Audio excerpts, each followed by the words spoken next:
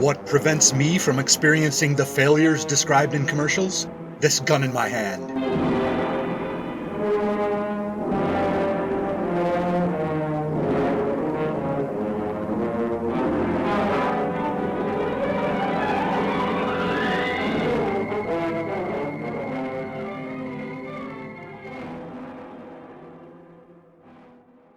Has this ever happened to you?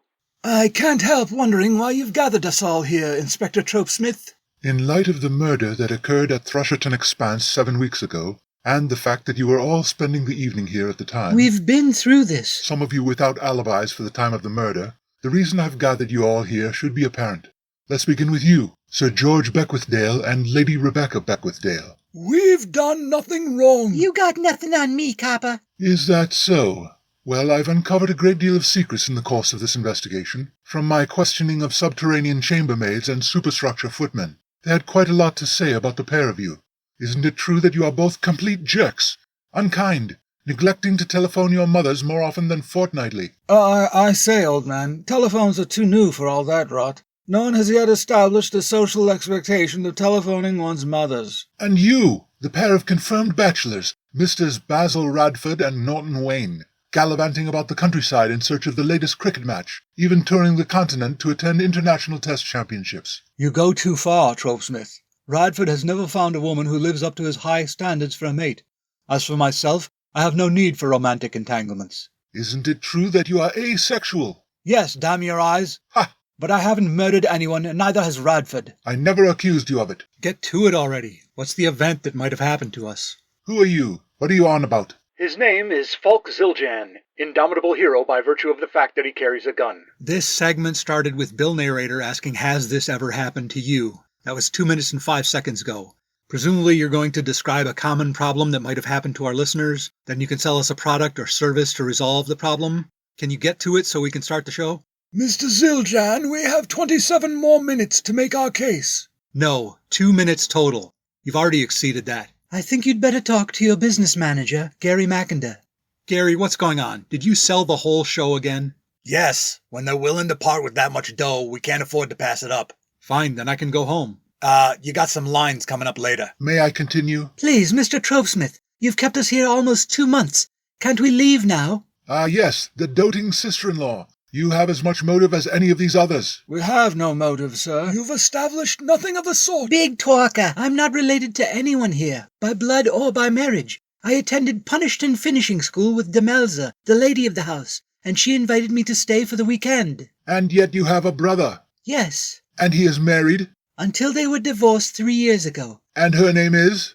Mary Frockwinow. Who has nothing whatsoever to do with this case. Quite. People don't realize how much of detective work is simply ruling out suspects until you winnow it down to the final one. Which brings us to Tewkesbury. Aye, sir. You can't possibly think Tewkesbury's had anything to do with the murder, man. Can't I? He's the best stableman in the county, beloved by everyone. His Hemsford pansies have won top prize at the Garden Variety Club 3 years running. Begging your pardon, sir, but I was only hired at Charters and Caldicott 2 days ago.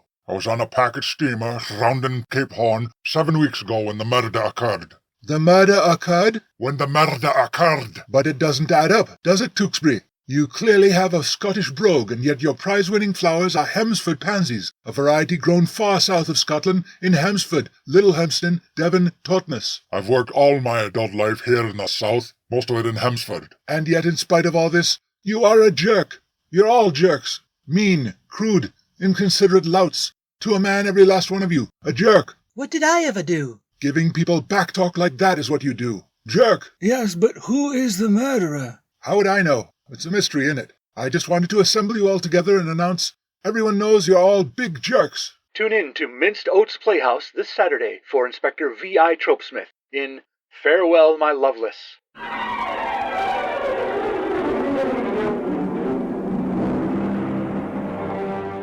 Good. If that's over, can we... Has that ever happened to you? Detained for 7 weeks while some slow-witted detective puts together clues about a murder that took place while you were in the vicinity? Well, now you can avoid all that with Speed Detective.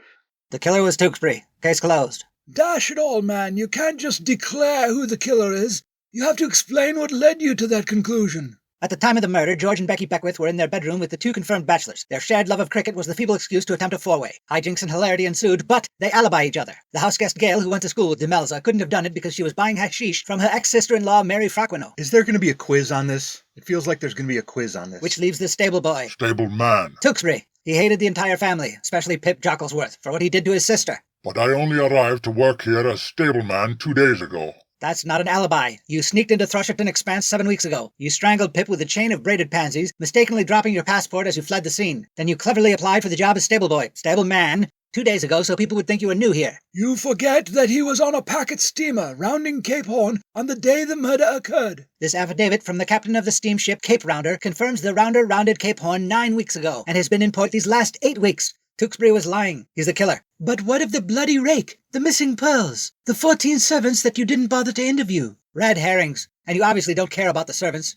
That's not true. Even if they aren't fully human, we pay them a fair wage and give them 1 afternoon off every year. Just bring them into the room and ask them. They're all in the room with us right now. Anyway, I interviewed them all and established their alibis, mostly involving unmentionable hanky-panky with the toffs upstairs. You didn't notice me interviewing them because they're invisible to you. That's absurd. Cucumber sandwich, Mum. Yes, thank you, Lurchby. Not a very satisfying resolution, sir. You want a fast resolution or a satisfying one? You can have one or the other, but not both. That's what you get when you hire Speed Detective.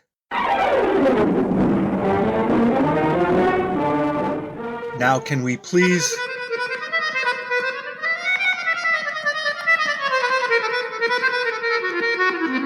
With his faithful Filipino valet, Castro, Writ Breed, crusading publisher, outwits criminal masterminds, placing himself in peril so that gangsters and lawbreakers may feel the pinch of justice in the jaws of the Emerald Ash Borer. Crawl with Writ Breed into another thorny adventure. The Emerald Ash Borer flies again.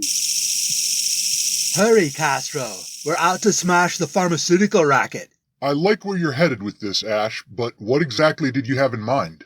It's come to my attention that some pharmaceutical manufacturers create medicines that cost them 2 bits per dose to make, and yet they charge customers 534 bits per dose. It's unconscionable.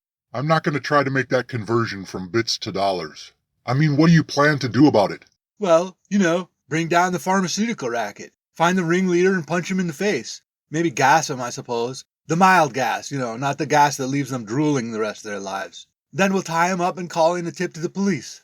That's a lot of punching and gassing. And the cops won't help because everything those pharmaceutical ghouls do is legal. It can't be. Why would our justice system allow such a thing? How could politicians stand idly by when this kind of thing goes on? Oh boy, how do I explain this? You've heard of capitalism, right? Certainly. That's it. They're doing capitalism. But it's not fair. It makes my heart proud when you make these little leaps of progress, Ash. Are you now, or has this ever happened to you? Oh no. Looks like our bald hero, JKL1167, has found himself in an endless white room, prodded by androids with futuristic motorcycle helmets and featureless silver faces. Watch out for those 7-foot-long stun rods. Boys, I really didn't do it. Ouch! Well, there's a simple way to avoid that. Take your prescribed suppressants. Yes, suppressing emotions and physical attraction is necessary for the well-being of the community. Be sure to take your pills according to the exact dosage and schedule prescribed by your doctor, unless you want... These commercials are getting ridiculous. I repudiate that claim. Tonight's sponsors and their choices for advertisements are brilliant. Who are you? They call me Ad Hoc. Does this mean all the ads were improvised? No, why would you think that? I thought your name was a play on the Latin term ad hoc. It's not. I don't know Latin. I know what an ad is, obviously, and I know what a hoc is. What's an ad hoc? A cutting from the back leg of an ad? Never mind.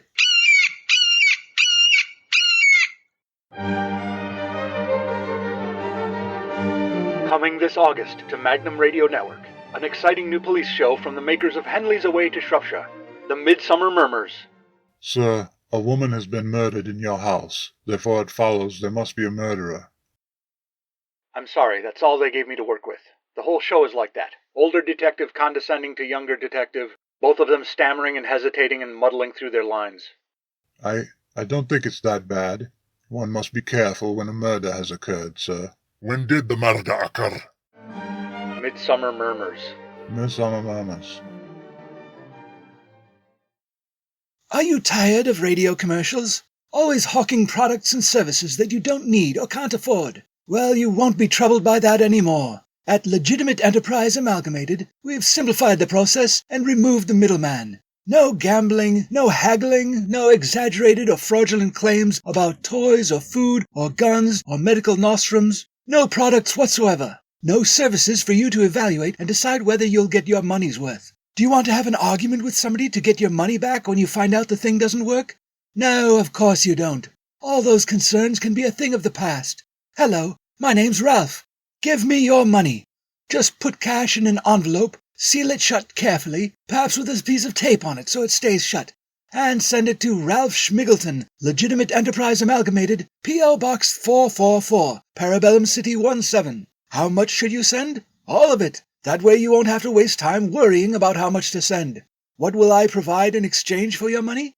Let's not start down that road. If I provided you with any goods or services, you'd have to judge them and worry about whether you'd been done wrong. I'm providing peace of mind, the knowledge that you don't have to worry about all that, not like those other companies. Send all your money to Ralph. Thank you. Schmiggleton, Falk Zildjian. I'm taking you in. For what? Asking listeners to send me money? For fleecing the public. I think you'll find I've broken no laws. Where I'm taking you, they don't need laws to do what's right. Are you taking me to the Murderalizers Camp Justice? No, I'm taking you to the Doc Salvage Institute. They'll perform surgery to make you a good person. Yes, when the cops give you a hard time about prosecuting a villain just because he hasn't broken any laws, take that bad boy to the Doc Salvage Institute. With a few quick snips, he'll have the villain doing good. Or at least not doing bad. Stop in yourself if you feel a little iffy. Now serving housewives, average Joes, and vigilantes who think they're good guys. Come to the Doc Salvage Institute today, and he'll set you straight. I mean, in terms of morality, not the other thing. Has this ever happened to you?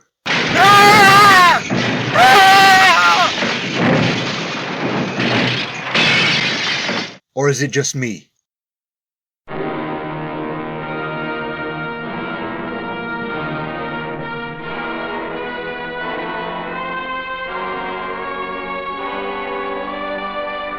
Has This Gun in My Hand ever happened to you?